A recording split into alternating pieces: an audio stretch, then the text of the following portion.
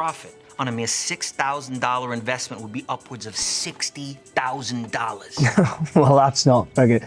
I mean, that's probably why you got shut down, because you can't guarantee returns. Which is always funny, like when people that are buying info services like, oh, is there a guarantee? It's like, how the fuck do you expect anybody to guarantee you shit? Like, put the work in and become the fucking guarantee yourself. Silly goose. Hey, welcome back. Name's Joe. Closed over 6 million in sales across multiple different industries. Today, I'm going to be reacting to all our favorite sales movies, but I'm actually going to judge based on whether it's just a movie scene or whether it's actually a good sales technique.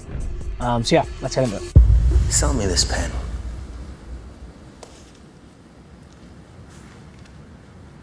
It's a amazing pen.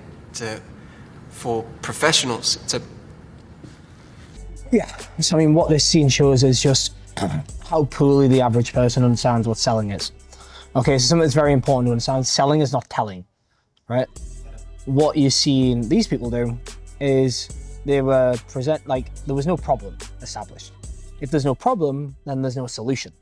So let's just start selling the features and benefits of the pen, instead of actually figuring out if the person even wanted the pen in the first place, why they wanted the pen, and what do they use the pen for, what pens have they used in the past, like all these sorts of questions. They never asked any of that. They never figured out if there was a problem. Therefore, since they never figured out if there was a problem, there's no fucking solution. Okay? So I think that video, I'd probably give it like a 7 out of 10 in terms of it does provide, through showing what not to do, it provides the exact problem that is with most salespeople. Information on penny stocks that had huge upside potential with very little downside risk. Does that ring a bell? Oh yeah, I may have said so. Okay, great. Well, reason for the call today, John, is something just came across my desk, John. It is perhaps the best thing I've seen in the last 6 months. If you have 60 seconds, I'd like... So he just did a pattern interrupt, right? When he said best thing, he slaps his hand. It's a pattern interrupt, so the process was like, oh. Name of the company, Aerotine International. It is a cutting-edge, high-tech firm out of the Midwest awaiting imminent... Yeah, there you go.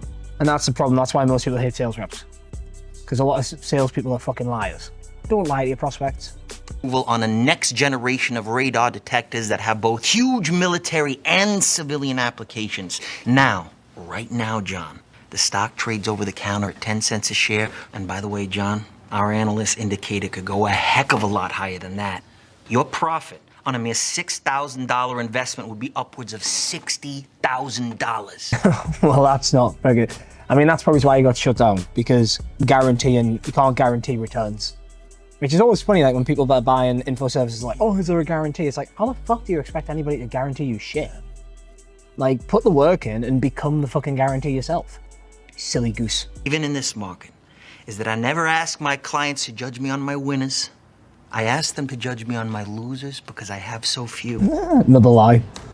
And in the case of Aerotine, based on every technical factor out there, John, we are looking at a grand slam home run. Okay, let's do it. I'll do $4,000. 4,000, that'd be 40,000 shares, John. Let me lock in that trade right now and get back to you with my secretary with an exact confirmation. Sound good, John? Yeah, sounds good. Great. Hey, John. The whole secretary thing, though, is not a bad move in terms of if you make it seem like there's a secretary, it's like you're harder to reach, okay? So it increases your value. However, you wouldn't say that when you've dropped the price. You would close the deal there and then. Like, you don't get off the call and then close the deal. If the option's there to close, fucking close. Yeah, I mean, that one, 5 out of 10. Obviously, it's a great scene in the movie, but in terms of actual applicability, dog shit. We're gonna come back to you in 1 month with one idea and one idea only. You know, if you like what we have to say, great. You know, we'll do business. If not, I mean, what? So right from right there is just reading word for word off a script. If you're speaking to a prospect and they say anything off script, if you're like so focused on a script, you're fucked. Because then you're like, well, what do I say? Don't focus on what to say. Focus on how to think. But you know, I'm getting ahead of myself, and you're real busy over there. So why don't I just send you out the information you requested about the firm? No, wait. Forget the info. Forget the info. Let's talk about this now. Open loop. So he's building up the anticipated, but then he never doesn't provide the validation. So he changed topic, right? He had like a hook, like the captivation, and then he built up the anticipation. So that is like a low cognitive load. So it's like answering a question whilst opening another question in the person's mind. And then when that's done, the dopamine is triggered and they want the loop closed. They want the validation to come.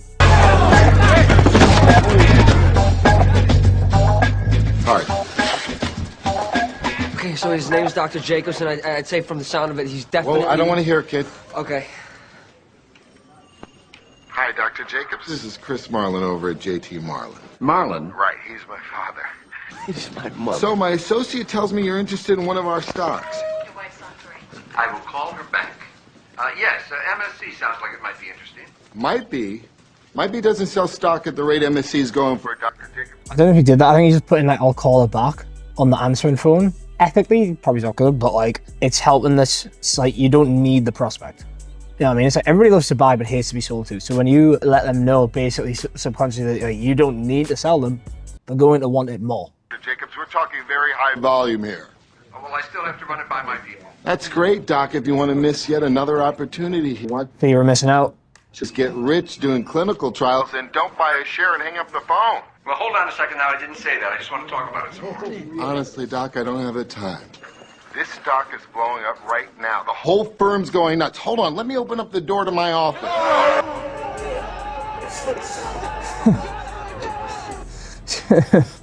I mean, works, yeah, but bear in mind, most of us can't do this because, like, we're all high-tech clothes, which means that we're all alone in our bedroom. I mean, you could play it on your computer if you wanted. I need to find some friends. Anyways. See that, Doc? That's my trading floor. Now I have 1 million calls to make to 1 million other doctors who are already in the know. I can't walk you through this right now. I'm sorry.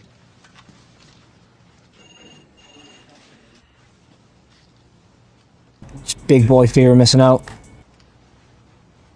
Okay, let's do this. Now, since you're a new account, I cannot go any higher than 2,000 shares. I'm sorry. 2,000? Are you nuts? That is way beyond what I was Thinking 2,000? Jesus. Listen, I'm curious. Why can't you Tell me any more than that.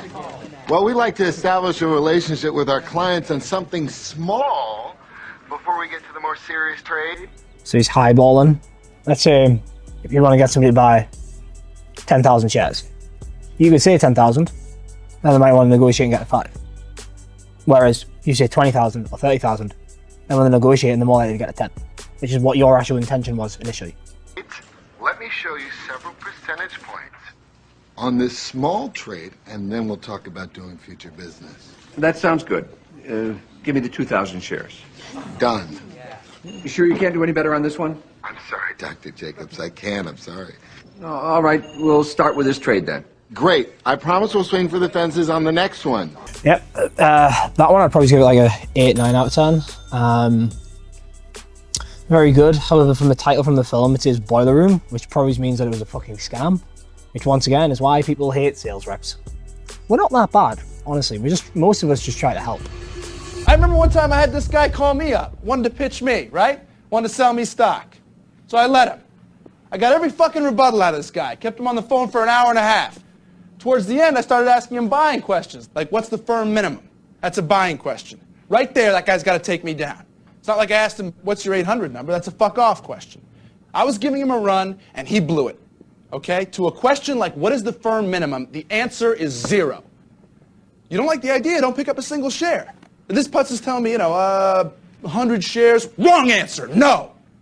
You have to be closing all the time and be aggressive. Learn how to push. Talk to them. So when it comes to like pushing people, it's like, there is kind of a negative connotation with it, but like some people do need a bit of a push. Because they clearly haven't pushed themselves. Like when you're selling, like let's say we're selling, coaching offer, right? To help somebody scale a business or get in shape, whatever it is. The person hasn't pushed themselves already enough, because if they had, they'd be in the position they'd want to be already.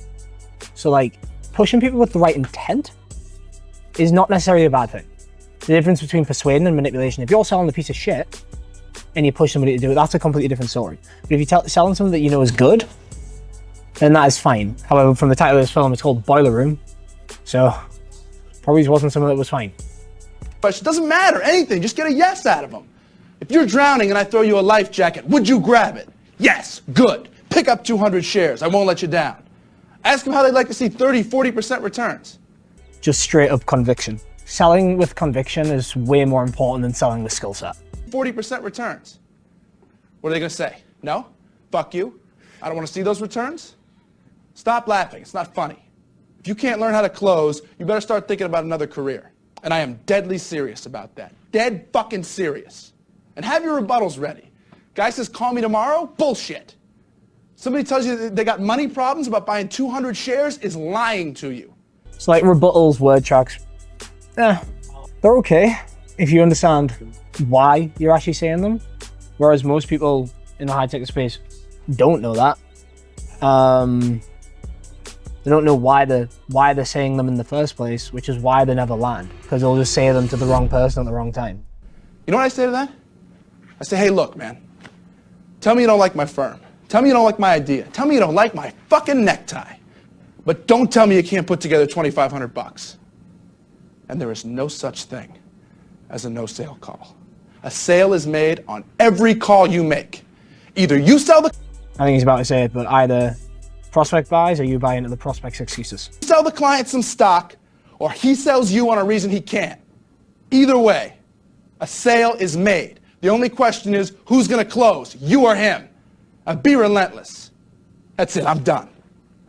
I mean, overall, that clip was probably about an 8 out of 10 as well. Like, I kind of agreed with a lot of it. It depends what he means by aggressive, but giving people that little push that they've not given themselves is not a bad thing. But yeah, that's it for this video. If you want to learn how to sell without having to watch movies and just get an actual clear fucking process, there's a link in the description. Follow that, and yeah, see you on the next one.